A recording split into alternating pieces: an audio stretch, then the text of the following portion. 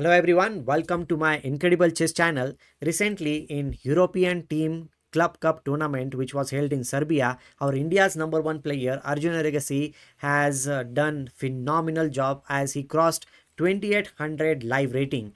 He has become the second player to achieve this feat after Vishwanathan Anand, our 5 times world chess champion, and he is also the 16th player in the history of chess who has achieved to do this thing.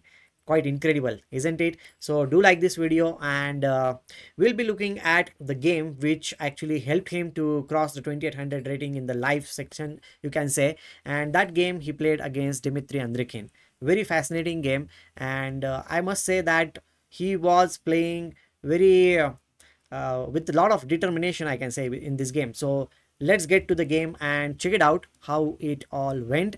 So in this game, Arjun was playing from the white side. His opponent Dmitry is playing from the black side. Game started with e4. It's a very fighting game, I must say. So I will be recording, means I will be talking about all the details about this game. Analysis will be there. So do like the video, share this video with your friends also, and if you are new on this channel, then do subscribe. Let's begin. So e4 c6 Caro-Kann opening, you can say. Now d4 d5, and now in this position Arjun opted for seemingly, you can say, an aggressive option here. Many normal moves are there that you can capture the pawn and then you can play c4.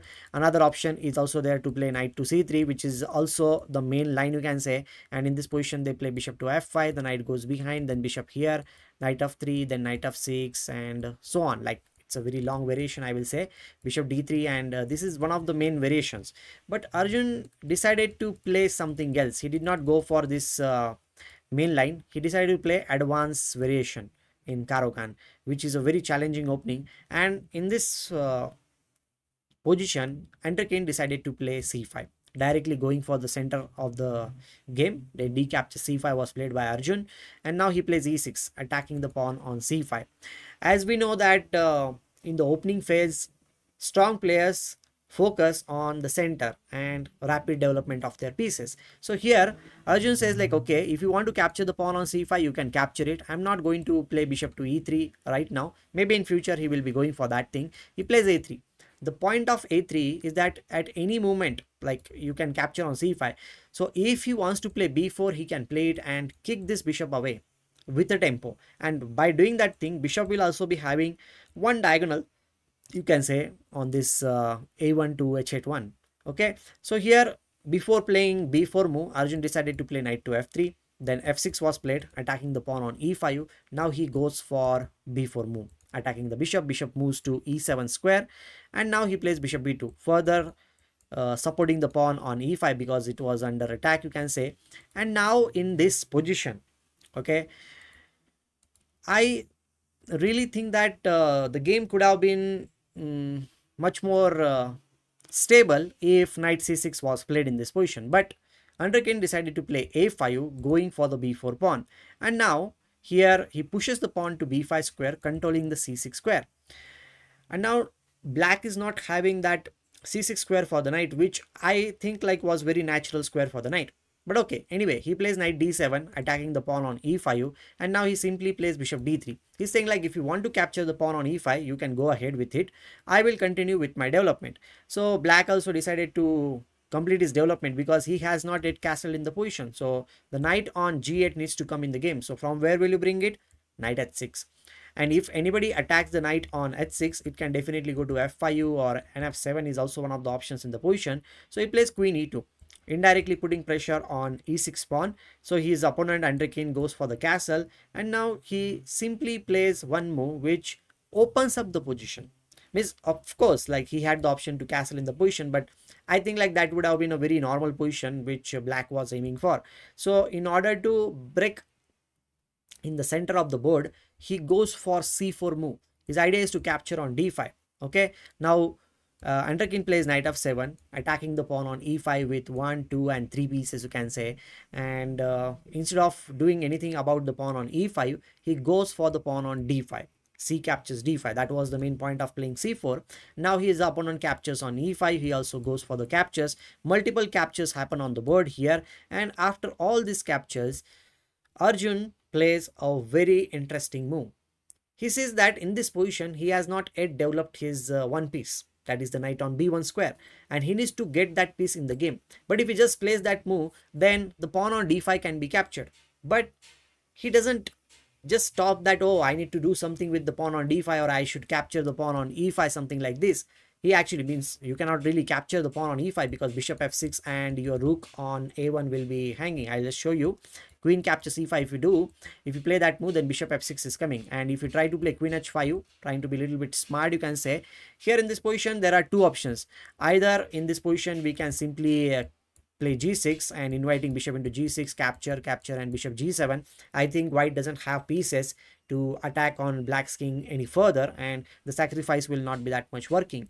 So that's not that cool. So here he plays knight c3. The point is, if you capture c captures d5, you can pause the video and think about it. What can you really play in this position? What was Arjun's idea? I hope that you paused the video and got the move which Arjun was planning in this position.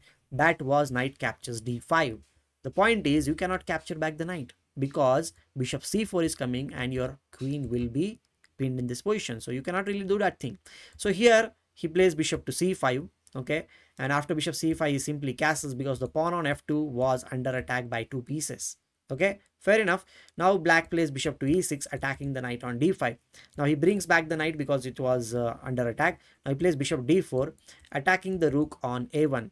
And to surprise his opponent also, you can say, now his position is little bit more open. So he goes for black's king. He did not save the rook on a1.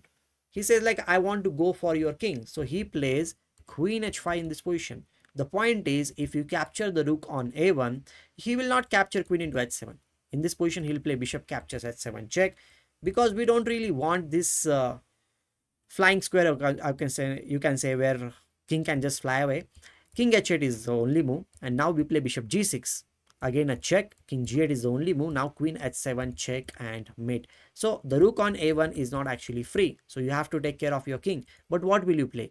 If you play h6 in this position, then the possibility of queen g6 is still there, because the bishop on e6 is under attack. And if you save the bishop by mistake on f7, then queen h7 is going to be a checkmate. So it is a possibility in the position. Maybe bishop into a1 is possible in this position, but after that I think he will be going for queen into e6 check, and if the king moves in this position, then he can first play this. Idea is to give the checkmate. You will again play this, and then he can simply capture the bishop here, and I think white definitely has some compensation in this position. Okay, fair enough. So he did not capture on a1 after queen h5. He played g6. After g6, Arjun goes for the sacrifice in this position. He plays bishop captures g6, h captures g6. If you play, then queen captures g6 check, king h8. Now he is going to capture the bishop on e6 with a check. So instead of hurrying to capture the bishop on e6 directly, you can play queen h6 check.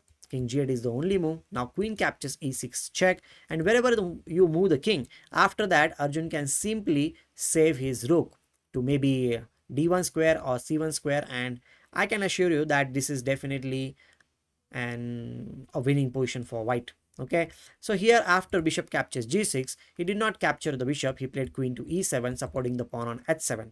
Okay, I hope that you are understanding whatever I am talking about. The analysis also you are liking, so do like the video. Okay, so now in this position, we need to save our bishop or we need to save our rook. So of course he saved his bishop. He played bishop to e4, putting an eye on bishop like the pawn on h7.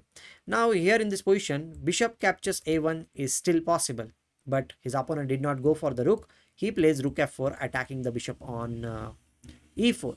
Now he plays bishop d5, saying like, okay, if you want to exchange, you can just exchange in the position.